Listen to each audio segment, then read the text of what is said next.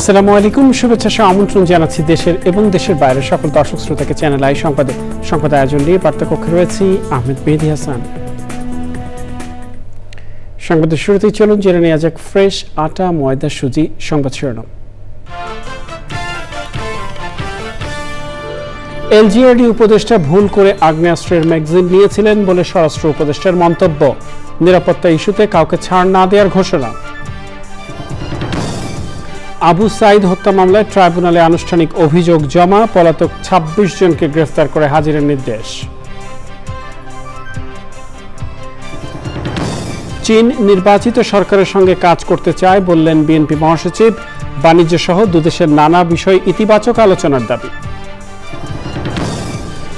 এবং নোয়াখালীর সুবর্ণচরে দলবদ্ধ ধর্ষণ মামলার প্রধান আসামি গ্রেফতার। র্যাবের অভিযানে চট্টগ্রামের জোরারগঞ্জ থেকে আটক।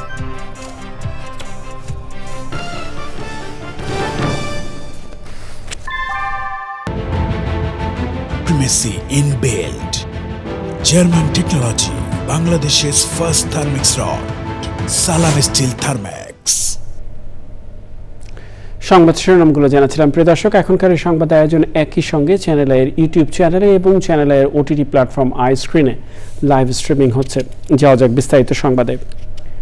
স্বরাষ্ট্র উপদেষ্টা অবসরপ্রাপ্ত লেফটেন্যান্ট জেনারেল জাহাঙ্গীর আলম চৌধুরী জানিয়েছেন, এলজিআরডি উপদেষ্টা ভুল করে নিজের পিস্তলের ম্যাগাজিন নিয়ে বিদেশে রওনা হয়েছিলেন। তবে এ বিষয়ে কোনো তদন্ত করেননি, ধারণা থেকে একথা বলেছেন বলে জানান তিনি। বিস্তারিত জানাচ্ছেন রফিকুল বাশার। রোববার বিদেশ যাওয়ার সময় হজরত শাহজালাল আন্তর্জাতিক বিমানবন্দরে এলজিআরডি উপদেষ্টা আসিফ মাহমুদ সজীব ভূঁইয়ার ব্যাগ তল্লাশির সময় আগ্নেয়াস্ত্রের ম্যাগাজিন পাওয়া যায়। স্বরাষ্ট্র মন্ত্রণালয়ে আইন শৃঙ্খলা সংক্রান্ত কোর কমিটির বৈঠক শেষে সাংবাদিকদের প্রশ্নের উত্তরে স্বরাষ্ট্র উপদেষ্টা বলেন, এটা AK-47 এর ম্যাগাজিন নয়, তারই একটি লাইসেন্স করা হাতিয়ারের অংশ। না, এটা কিন্তু AK-47 না, এটা তারই একটা লাইসেন্সকৃত হাতিয়ার পিস্তলের একটা ম্যাগাজিন যে থাকে, একটা খালি ম্যাগাজিনটা, ওইটা ভুলে ওনার ইসে রয়ে গেছিল। ওইটা না বিদেশ যাওয়ার কিছু না, হয়তো ভুলে অনেক সময় আপনি দেখেন হয়তো চশমাটা নিয়ে যাবেন, ভুলে হয়তো চশমা না নিয়ে মোবাইলটা নিয়ে রওনা হয়ে গেলেন। এরকম এই ভুল, এটা একটা মানে জাস্ট একটা ভুল। যেহেতু এটা নিয়ে তো বাইরা ওনার যদি জানতে পারতো আগে, তো উনি কোনো অবস্থায় এটা নিতেন না। আগ্নেয়াস্ত্রের বৈধ লাইসেন্স পেতে ৩০ বছর বয়স হওয়ার বিধান থাকলেও আসিফ মাহমুদের বয়স ৩০ হয়নি। তাহলে উনি এটা কিভাবে পেলেন? এমন প্রশ্নের উত্তর দেন স্বরাষ্ট্র উপদেষ্টা। বৈধ লাইসেন্সের ক্ষেত্রে ৩০ বছর আছে না কিরকম?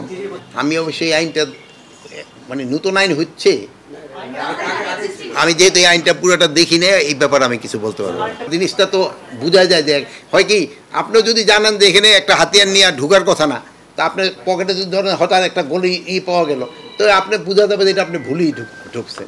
বিমানবন্দরে ২ দফা স্ক্যানিংয়েও ম্যাগাজিন ধরা পড়েনি, পড়েছে ৩য় দফায়। এক্ষেত্রে বিমানবন্দরের নিরাপত্তা নিয়ে প্রশ্ন করা হলে স্বরাষ্ট্র উপদেষ্টা জানান, এখন থেকে নিরাপত্তা ইস্যুতে কাউকে যেন অগ্রাধিকার দেওয়া না হয় সেই নির্দেশনা দেওয়া হবে। প্রিভিলেজটা যেন কারো ক্ষেত্রে না হয়, সবার ক্ষেত্রে যেন আইনটা একইভাবে প্রয়োগ করে, এই জন্য বলা হয়েছে। Rafiqul Bashar, channel I, Dhaka. July গণঅভ্যুত্থানে প্রথম শহীদ আবু সাইদ হত্যা মামলায় আনুষ্ঠানিক অভিযোগ আন্তর্জাতিক অপরাধ ট্রাইব্যুনালে জমা দিয়েছে প্রসিকিউশন। অভিযোগ আমলে নিয়ে ২৬ জনের বিরুদ্ধে গ্রেফতারি পরোয়ানা জারি করে ১০ই জুলাইয়ের মধ্যে হাজির করার নির্দেশ দিয়েছেন আদালত। একই সাথে আগে গ্রেফতার হওয়া রংপুর বেগম রোকেয়া বিশ্ববিদ্যালয়ের প্রক্টর শরীফুল ইসলাম সহ ৪ জনকে এই মামলায় গ্রেফতার দেখানো হয়েছে। আনুষ্ঠানিক অভিযোগে আবু সাইদকে হত্যার উদ্দেশ্যে পুলিশ কনস্টেবল আমির হোসেনের গুলি করার প্রমাণ তুলে ধরা হয়েছে। মাছরুল হক মান্নার রিপোর্ট।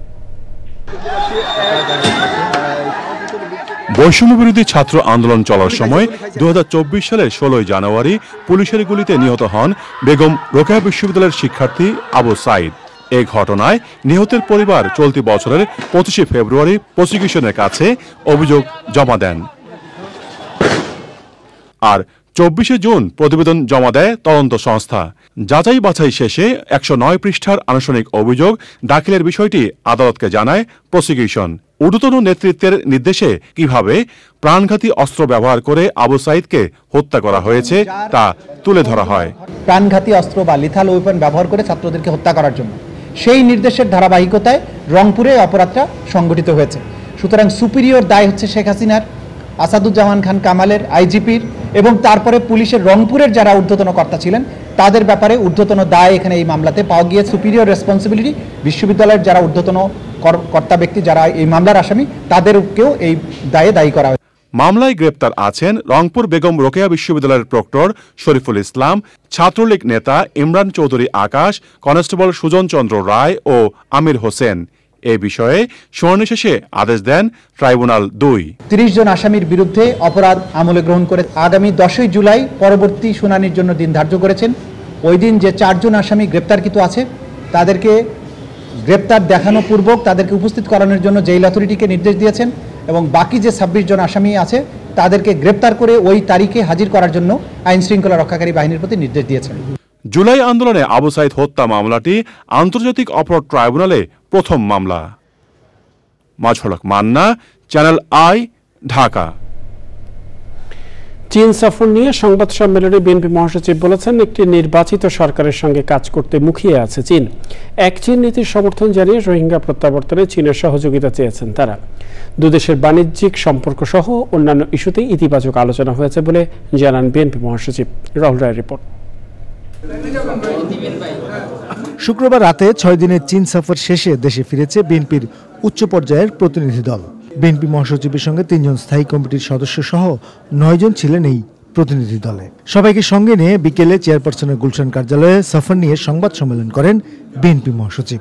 জানান, চীনা কমিউনিস্ট পার্টির আমন্ত্রণে এই সৌহার্দ্যপূর্ণ সফরে চীনের সঙ্গে বাণিজ্য সম্পর্ক, রোহিঙ্গা ইস্যু সহ বিভিন্ন বিষয়ে ইতিবাচক আলোচনা হয়েছে।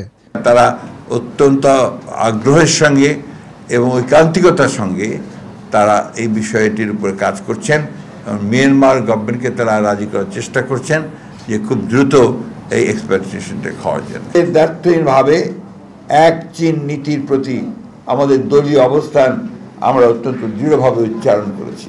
আগামীতে ডিজিটাল প্রযুক্তি, সেমিকন্ডাক্টর, নবায়নযোগ্য জ্বালানি, মেডিকেল ও উচ্চ স্বাস্থ্য সেবা, উচ্চশিক্ষা, যোগাযোগ, আধুনিক কৃষি প্রযুক্তি, এসএমই বিজনেস, ব্লু ইকোনমি, উন্নতর প্রযুক্তি হস্তান্তরের ক্ষেত্রে চীনের অধিকতর ভূমিকা রাখার আহ্বান জানানো হয়েছে। চীন একটি নির্বাচিত সরকার চায় বলেও জানান বিএনপি মহাসচিব। চীন আশা প্রকাশ করেছে যে নির্বাচিত সরকারের সঙ্গে তারা আরো গভীর দৃঢ়তার সঙ্গে, আন্তরিকতার সঙ্গে, ভালোবাসার সঙ্গে, প্রেমের সঙ্গে কাজ করবে। মির্জা ফখরুল বলেন, গুরুত্বপূর্ণ প্রতিবেশী ও উন্নয়ন সহযোগী দেশগুলোর সঙ্গে সুসম্পর্ক রাখার বিষয়েও চীনের সঙ্গে আলোচনা হয়েছে। চীনের আগ্রহ যথেষ্ট রয়েছে যে আমরা আমাদের প্রতিবেশীদের সঙ্গে সুসম্পর্ক রাখি। রাহুল রায়, চ্যানেল আই, ঢাকা। নোয়াখালীর সুবর্ণচর উপজেলার চর ও ওয়াবদা ইউনিয়নের দলবদ্ধ ধর্ষণ মামলার প্রধান আসামি সিরাজউদ্দিনকে গ্রেফতার করেছে র্যাব। বিষয়টি নিশ্চিত করে র্যাব 11 এর নোয়াখালী ক্যাম্পের ভারপ্রাপ্ত কোম্পানি কমান্ডার সিনিয়র সহকারী পুলিশ সুপার মিঠুন কুমার কুণ্ডু জানিয়েছেন, রোববার রাতে চট্টগ্রামের জোরারগঞ্জ থানার ইসাখালী ইউনিয়নের হাফিজ গ্রাম থেকে তাকে গ্রেফতার করা হয়। র্যাব জানিয়েছে, ভুক্তভোগী ও আসামিরা প্রতিবেশী। ভুক্তভোগীর স্বামী 2 বছর আগে মারা গেছেন। এরপর থেকে তিনি সন্তানসহ বাবার বাড়িতে বসবাস করছেন। 11 মে রাতে জরুরি প্রয়োজনে ঘর থেকে বের হলে আগে থেকে ওঁত পেতে থাকা সিরাজ ও ওসমান ভুক্তভোগীর মুখ চেপে ধরে তাকে পাশের পুকুর পাড়ে নিয়ে যায়। পরে তাকে ধর্ষণ করে ঘটনাস্থলে ফেলে রেখে পালিয়ে যায় অভিযুক্তরা। পরে এই ঘটনায় ভুক্তভোগী বাদী হয়ে চরজব্বার থানায় মামলা করেন। এ পর্যায়ে ইরান ইসরায়েল সংঘাত প্রসঙ্গ।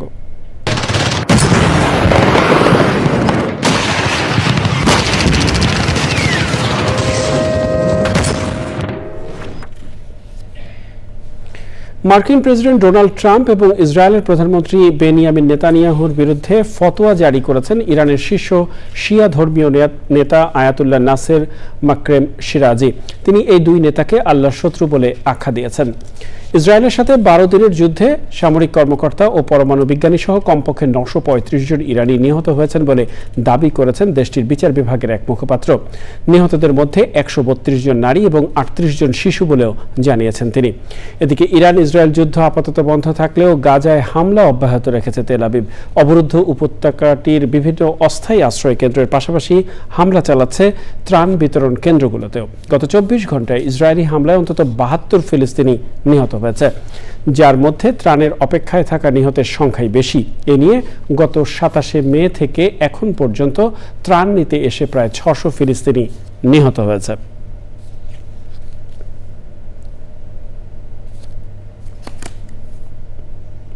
প্রিয় দর্শক, সময় হলো কিছুক্ষণের বিরতি নেবার,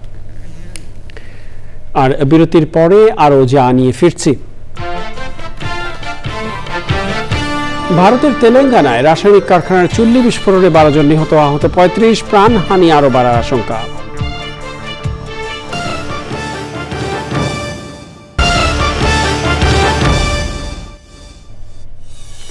আমন্ত্রণ আরো একবার চ্যানেল আই সংবাদে।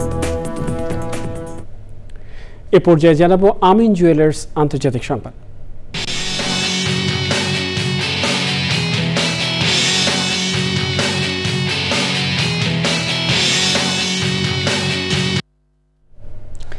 ভারতের তেলেঙ্গানায় রাসায়নিক কারখানার চুল্লি বিস্ফোরণে কমপক্ষে 12 জন নিহত হয়েছে, আহত হয়েছে 35 জন। টাইমস অফ ইন্ডিয়া জানায় স্থানীয় সময় সকালে হায়দ্রাবাদের কাছে সাঙ্গারেড্ডি জেলার পাশামাইলারামে ওই বিস্ফোরণ ঘটে। মুহূর্তের মধ্যে আগুন গোটা কারখানায় ছড়িয়ে যায়। আগুন নেভাতে তাৎক্ষণিকভাবে ঘটনাস্থলে ছুটে যান দমকল কর্মীরা। 11টি ইউনিটের চেষ্টায় আগুন নিয়ন্ত্রণে এলেও ঘটনাস্থলেই 5 শ্রমিকের মরদেহ পাওয়া যায়।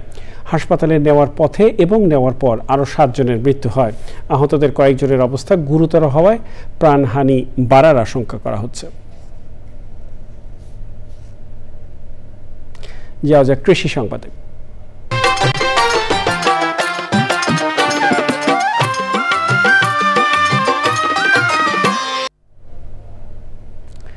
দিনাজপুরে ব্যাপক সাড়া ফেলেছে মালচিং পদ্ধতিতে নিরাপদ সবজি চাষ। এই পদ্ধতিতে সবজি চাষ করে দ্বিগুণ ফলন এবং বাজার দর ভালো পাওয়ায় লাভবান হচ্ছেন কৃষক।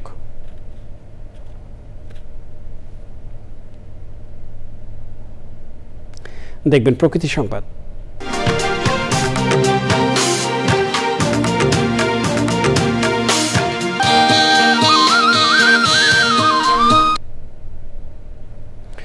বিএনপির প্রতিষ্ঠাতা ও প্রয়াত প্রেসিডেন্ট জিয়াউর রহমানের 44তম শাহাদত বার্ষিকী উপলক্ষে বৃক্ষরোপণ কর্মসূচি করেছে বিএনপি।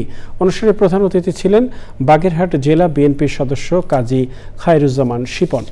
পরে বিভিন্ন শ্রেণী পেশার মানুষকে নারিকেল ও বিভিন্ন ফলদ চারা দেওয়া হয়।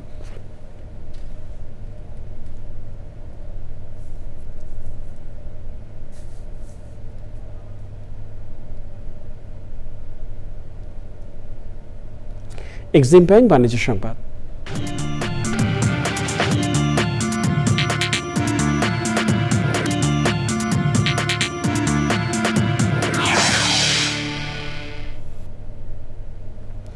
মধ্যপ্রাচ্যে যুদ্ধের ঝুঁকি কিছুটা কমে যাওয়ায় বিশ্ববাজারে তেলের দাম 1% কমেছে। আগস্ট মাসের জন্য ব্রেন্ট ক্রুডের দাম 66 সেন্ট কমে দাঁড়িয়েছে ব্যারেল প্রতি 67.11 ডলার। সেপ্টেম্বর মাসের জন্য দাম আরও কমছে। সেক্ষেত্রে তেলের দাম ব্যারেল প্রতি 83 সেন্ট কমে গিয়ে 65.97 ডলার হয়েছে। সেই সঙ্গে ওয়েস্ট টেক্সাস ইন্টারমিডিয়েট ক্রুড বা WTO ক্রুডের দাম ব্যারেল প্রতি 94 সেন্ট বা 1.43% কমে 64.58 ডলারে নেমে এসেছে।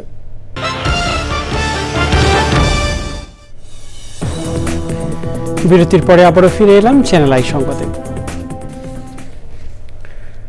খোদ রাজধানীতে রীতিমতো অফিস খুলে দুদক কর্মকর্তাদের নামে প্রতারণা, চাঁদাবাজি ও জালিয়াতি করে আসছিল একটি সংঘবদ্ধ চক্র। চক্রের মূল হোতা সোহাগ পাটোয়ারিকে গ্রেফতারের পর এক ব্রিফিংয়ে এসব তথ্য দিয়েছেন দুদকের মহাপরিচালক। ওই ঘটনা গত দুদিনে গ্রেফতার 4 জনের বাড়ি রাজধানীর মুগদা এলাকায়। রিপোর্টে জানাচ্ছেন এনামুল কবির উপম। দুদকের নামে প্রতারণা ও অর্থ আদায় করছে কয়েকটি চক্র, এমন খবরে আগে থেকেই তৎপর ছিল দুদকের গোয়েন্দা ইউনিট। এরই মধ্যে এনসিপির এক শীর্ষ নেতার ফেসবুক স্ট্যাটাস, দুদকে চা খেতে লাগে 1 লাখ টাকা। আরও তৎপর হয় গোয়েন্দা ইউনিট। প্রথম দিনে 4 জনকে গ্রেপ্তারের পর এবার তাদের জালে চক্রের মূল হোতা সোহাগ পাটোয়ারি। প্রতারক চক্র যারা এই কার্যক্রম করেছেন আরও কয়েকজন এখনও গ্রেপ্তারের বাইরে রয়েছেন। আমরা তাদের নামটা এখন আপনাদের সাথে শেয়ার করতে চাই না। কেন তারা ঘুষ দিতে যাচ্ছেন, কি কারণে, এই পিছনের কারণটা কি, এই সব বিষয়গুলো উদ্ঘাটনের জন্য আমাদের অনুসন্ধান দলকে নির্দেশনা দেওয়া আছে, তারা কাজ করছেন। অভিযোগ থাকলেও দুদক কাউকে ফোন করে না বলা হয় ব্রিফিংয়ে। দুর্নীতি দমন কমিশন থেকে কখনোই আপনাকে ফোন করবে না যে আপনার বিরুদ্ধে অভিযোগ এসেছে, আপনি আমাদের সাথে যোগাযোগ করুন, আমরা আপনাকে। আরেকটা জিনিস আমরা বুঝি না যে যার বিরুদ্ধে কোনো অভিযোগ দুর্নীতি দমন কমিশনে নেই তার কেন ক্লিয়ারেন্সের সার্টিফিকেট দরকার হবে, তিনি কেন প্রতারকদের কাছে বারবার ক্লিয়ারেন্স সার্টিফিকেট চাইতে যাবে। এবং আমাদের যে হটলাইন আছে 106, সেখানে আপনারা দয়া করে অবহিত করবেন। সোহাগ পাটোয়ারি সহ গ্রেপ্তার অন্যদের আদালতের মাধ্যমে রিমান্ডে এনে জিজ্ঞাসাবাদ করছে পুলিশ। Enamul Kabir Rupam, channel I, Dhaka. চট্টগ্রাম বন্দর দেশি বিদেশি প্রতিষ্ঠানকে ইজারা দেওয়ার যে কোনো চক্রান্ত আন্দোলনের মাধ্যমে রুখে দেওয়া হবে বলে সতর্ক করেছে বন্দর রক্ষা শ্রমিক কর্মচারী ঐক্য পরিষদ স্কপ। চট্টগ্রাম বন্দর ভবনের সামনে শ্রমিক সমাবেশ থেকে এই হুঁশিয়ারি উচ্চারণ করেন পরিষদের নেতারা। সে সময় বক্তারা বন্দর ইজারা দেওয়ার চক্রান্তের বিরুদ্ধে 5ই জুলাই ঢাকার কেন্দ্রীয় স্কপের সাথে বৈঠক এবং 11ই জুলাই চট্টগ্রামের সব শ্রমিক সংগঠনের জাতীয় কনভেনশনের কর্মসূচি ঘোষণা করেন। বিভাগীয় শ্রমিক দলের সভাপতি AM নাজিম উদ্দিনের সভাপতিত্বে সমাবেশে আরও বক্তৃতা করেন স্কপ নেতা তপন দত্ত, শেখ নুরুল্লাহ বাহার এবং অন্যরা। জানাবো খেলার খবর। প্রিয় দর্শক, সংবাদের শেষ প্রান্তে আমরা চলুন আরও একবার জেনে নেওয়া যা ছিল এখনকার ফ্রেশ আটা ময়দা সুজি সংবাদ শিরোনামে।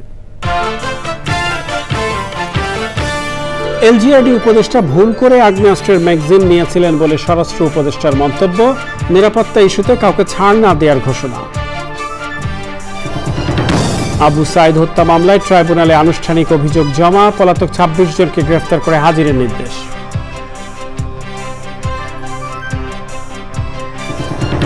চীন নির্বাচিত সরকারের সঙ্গে কাজ করতে চায় বললেন বিএনপি মহাসচিব। বাণিজ্য সহ দুদেশের নানা বিষয়ে ইতিবাচক আলোচনার দাবি। এবং নোয়াখালীর সুবর্ণচরে দলবদ্ধ ধর্ষণ মামলার প্রধান আসামি গ্রেফতার। র্যাবের অভিযানে চট্টগ্রামের জোরারগঞ্জ থেকে আটক।